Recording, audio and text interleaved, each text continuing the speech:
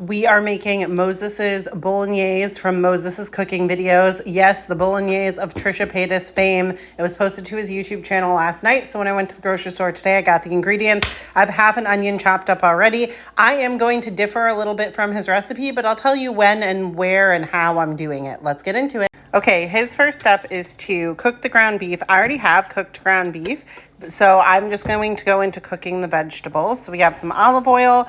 I have my cooked ground beef already in this container. I cooked it yesterday, so we'll get to that later, but heat this up. All right, once this is heated up, we're going to add in our onions. I was also going to add some celery and carrots at this point, which he does not do, but that's what I usually do when I make a bolognese. Very, very finely shredded, grated, however you want to do it, for extra flavor, but I don't have any, and I forgot to buy them when I went to the store. We're just going to let the onions sweat down for a little bit in the oil. Okay, now that our onions are nice and fragrant and cooking down, I added about 2 tablespoons of garlic.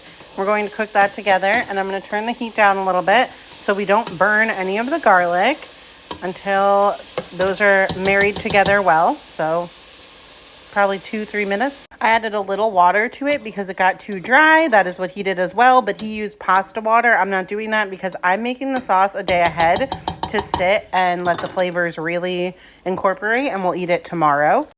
Okay, our next step in the bolognese recipe is to add the entire can of tomato paste. Again, mine has basil, garlic, and oregano. His was just plain, so we're going to add that whole thing in there. All right, this is also the part where I'm going to add my seasonings.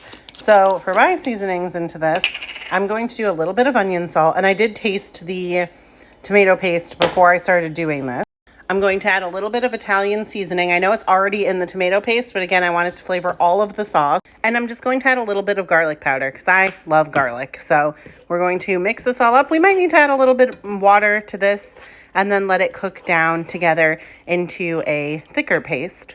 And if you've watched me before, you know that once a week I make a spaghetti bolognese myself in the crock pot with just hamburger and a jarred sauce.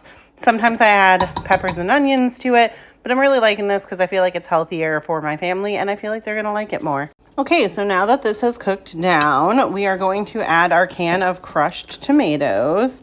I just got the Stop and Shop store brand. I know that he got the Kroger brand, but we don't have a Kroger around here. So this is what we got. And we're just going to mix all of that together and then simmer this all together as well.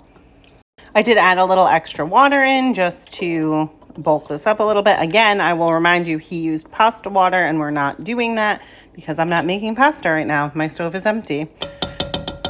And while this simmers together, I did add my hamburger in that's already cooked. We're going to mix that in. Again, it's not as much as he had, but I will add some frozen meatballs to this because I didn't have 2 pounds of hamburger on hand. I just had 1.